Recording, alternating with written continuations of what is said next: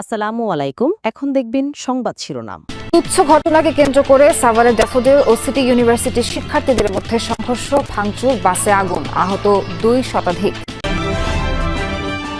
Metro রেলের bearing pad মাথায় পড়ে নিহত কালামের গ্রামের বাড়িতে স্বজনদের আহাজারে শরীয়তপুরের নড়িয়া কেন্দ্রীয় জামে মসজিদ কবরস্থানে দাফন।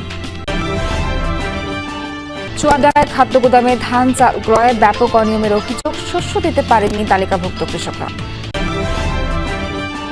এতক্ষণ শুনছিলেন সংবাদ শিরোনাম, এখন দেখবেন বিস্তারিত। তুচ্ছ ঘটনাকে কেন্দ্র করে সাভারের ড্যাফোডিল ইন্টারন্যাশনাল ইউনিভার্সিটি ও সিটি ইউনিভার্সিটির শিক্ষার্থীদের মধ্যে সংঘর্ষের ঘটনা ঘটেছে। ঘটনায় আহত হয়েছে 2 শতাধিক শিক্ষার্থী। এই ঘটনায় ক্ষমা প্রার্থনা করেছে ড্যাফোডিল বিশ্ববিদ্যালয়। আহতদের চিকিৎসা ও জড়িতদের বিরুদ্ধে ব্যবস্থা গ্রহণের আশ্বাসও দিয়েছে কর্তৃপক্ষ। এমন পরিস্থিতিতেও সকাল থেকে সেখানে আইন শৃঙ্খলা বাহিনীর কোনো সদস্যকে দেখা যায়নি। দুদল গ্রামবাসী নয়, দুটি বিশ্ববিদ্যালয়ের শিক্ষার্থী সংঘর্ষে এমন রণক্ষেত্র সাভারের বিরুলিয়া। অথচ প্রত্যক্ষদর্শীরা বলছেন একদমই তুচ্ছ ঘটনাকে কেন্দ্র করে সংঘাতে জড়ায় ড্যাফোডিল ইন্টারন্যাশনাল ইউনিভার্সিটি ও সিটি ইউনিভার্সিটির হাজারো শিক্ষার্থী। স্থানীয় বাজারে কয়েক শিক্ষার্থীর সংঘাতকে কেন্দ্র করে রাতভর চলে ধাওয়া পাল্টা ধাওয়া, মারামারি। ঘটনাটা আসলে একদম একটা ছোটখাটো বিষয় থেকে শুরু হয়েছিল যে কি তারা সিটি ইউনিভার্সিটির শিক্ষার্থীরা আমাদের শিক্ষার্থীর গায়ে থুতু মেরেছিল। পরে তারা আবার বললো যে কি থুতু হ্যাডম দেখাচ্ছে, এরকম একটা কথা বল। সংঘর্ষের সময় সিটি ইউনিভার্সিটির ক্যাম্পাসে ব্যাপক ভাঙচুরের ঘটনা ঘটে। সেখানে 2টি বাসে আগুন দেয়া হয়। ভাঙচুরের শিকার হয় প্রতিষ্ঠানটির বাইক, মাইক্রো, প্রাইভেট কার সহ ভবনের দরজা, জানালা, আসবাবপত্র। এইভাবে ভাঙচুর প্লাস লুটতরাজ, আপনি ভিতরে গেলে বুঝতে পারবেন যে আমাদের অ্যাকাউন্টে কোনো প্রকার টাকা পয়সা কিছু না। আমাদের 5টা গাড়ি ছিল, সেগুলো ভেঙে দিয়েছে। তো ওরা যতটা আক্রমণ করছে প্রত্যেকবার আমাদের ভিতরে ঢুকছে। ভাবে হামলা করলো আমাদের নারী শিক্ষার্থীদের যে হল আছে, ওরা প্রথমে মূল ফটকের দিকে যায়, তারপরে আমাদের নারী শিক্ষার্থীদের যে গেটটা আছে ওরা ওখানে হামলা করে। এই ঘটনায় আহত হয় 2 শতাধিক শিক্ষার্থী। ক্যাম্পাসে ভাঙচুরের প্রতিবাদে সকালে সড়ক অবরোধ করে সিটি ইউনিভার্সিটির শিক্ষার্থীরা। এতে সমস্যায় পড়েন গার্মেন্টস কর্মী সহ ওই পথে চলাচলকারীরা। আমাদের প্রায় 200 প্লাস ভাইরা আহত হয়েছে প্রচুর পরিমাণে। এদিকে সংঘর্ষের 10 ঘন্টারও বেশি সময় ধরে আইন শৃঙ্খলা বাহিনীর কোনো সদস্যকে ঘটনাস্থলে দেখা যায়নি। এ নিয়ে ক্ষুব্ধ স্থানীয়রাও। বিবাদের সমাধানে 2 বিশ্ববিদ্যালয় কর্তৃপক্ষই আলোচনা করছেন। এ ঘটনায় ক্ষমা প্রার্থনা করেছে ড্যাফোডিল বিশ্ববিদ্যালয়। ভাঙচুর এবং ধ্বংসযজ্ঞ হয়েছে দেখে আমি সত্যি অত্যন্ত লজ্জিত এবং দুঃখ প্রকাশ করছি।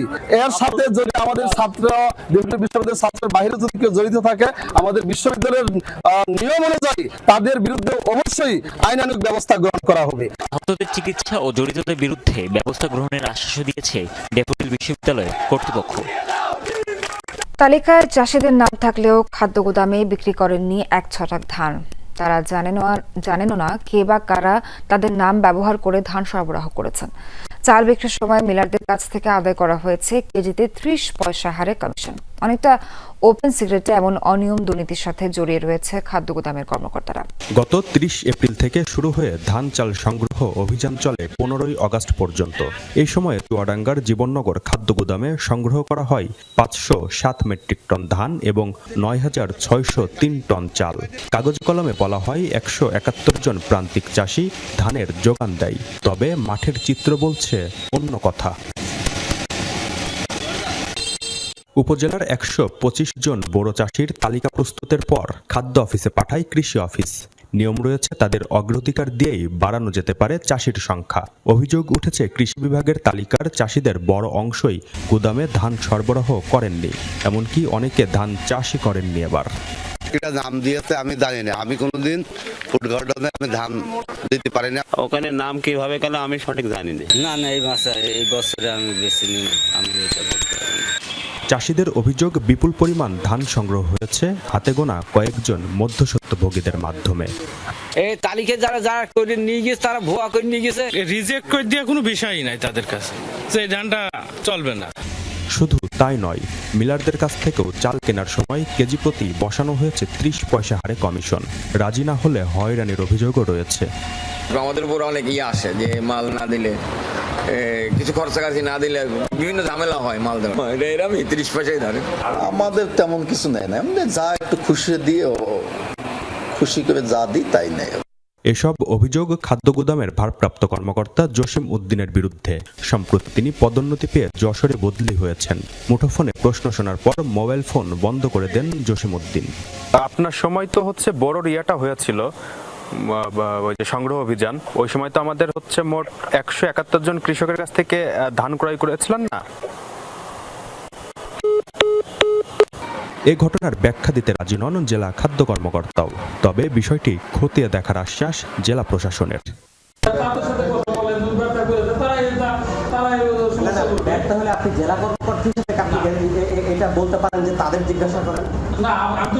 উচ্ছেদ অভিযানের প্রতিবাদে ব্রাহ্মণবাড়িয়া শহরে অনির্দিষ্টকালের জন্য ওষুধের দোকান বন্ধ রাখার ঘোষণা দিয়েছেন ব্যবসায়ীদের একাংশ। সকাল থেকে শহরে এই কর্মসূচি শুরু হয়। ব্রাহ্মণবাড়িয়ার কেমিস্ট অ্যান্ড ড্রাগিস্ট সমিতি পৌর শাখার সভাপতি নূরে আলম সিদ্দিকী জানান, 1983 সাল থেকে ব্রাহ্মণবাড়িয়া মহিলা কলেজের আশপাশের দোকানগুলো তাদের ভাড়া নেয়, নিয়মিত ভাড়াও দিচ্ছেন তারা, তবুও অবৈধ আখ্যা দিয়ে উচ্ছেদের চেষ্টা চলছে। অবিলম্বে এই উচ্ছেদ অভিযান বন্ধ ও ক্ষতিগ্রস্ত ব্যবসায়ীদের ন্যায়সঙ্গত দাবি সমাধানের প্রতিশ্রুতি চান ব্যবসায়ীরা। অবস্থান কর্মসূচি পালন করার ঘোষণা দেন তারা। তবে টি রোড, কালীবাড়ি, স্টেশন রোড, কাউতুলি এলাকার বেশিরভাগ ওষুধের দোকান খোলা রয়েছে। এর আগে গত কয়েকদিন ধরে জেলার সরকারি মহিলা কলেজের সামনে অবৈধ দোকান উচ্ছেদের দাবিতে বিক্ষোভ কর্মসূচি পালন করে শিক্ষার্থীরা। কিশোরগঞ্জের ভৈরব উপজেলাকে জেলায় উন্নীত করার দাবিতে রেলপথ অবরোধ করে বিক্ষোভ করেছেন স্থানীয়রা। সকাল 10টা থেকে ভৈরব রেলওয়ে জংশন এলাকায় রেল লাইনে অবস্থান নেন বিক্ষোভকারীরা। কর্মসূচি চলে দুপুর 12টা পর্যন্ত। এ সময় আজকে পরে ঢাকাগামী উপকূল এক্সপ্রেস। ভোগান্তিতে পড়েন যাত্রীরা। এ সময় বিক্ষোভ মিছিল করে ছাত্র জনতা ভৈরবকে জেলায় উন্নীত করার জোর দাবি জানান তারা। এছাড়া অবরোধের কারণে ওই সময় শিডিউল থাকা বেশ কয়েকটি ট্রেন ছেড়ে আসতে বিলম্ব হয়।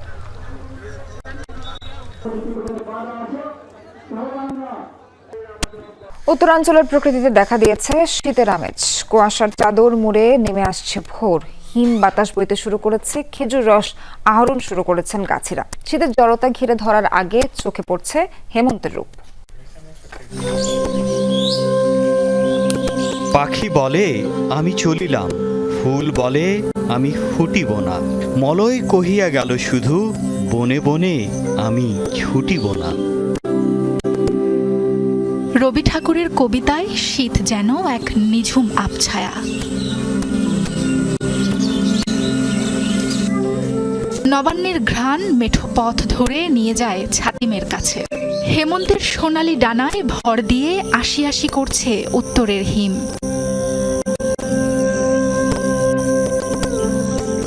পঞ্জিকা মেনে শীত আসতে এখনো ঢের বাকি, কিন্তু প্রকৃতিতে শীতের আমেজ ছড়িয়ে পড়েছে এখনই।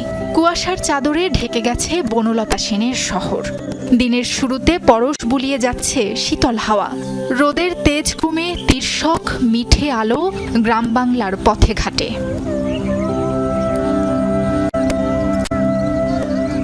এবার মনে হচ্ছে যে শীতের প্রকোপটা একটু বেশি হবে। শীতের একটা আবহাওয়া চলে আসছে এবং শরীর শীতল হয়ে গেছে। গ্রাম বাংলার প্রকৃতিতে সব সময় জানান দেয় প্রত্যেকটা ঋতু কে কখন আসছে, কে কখন যাচ্ছে।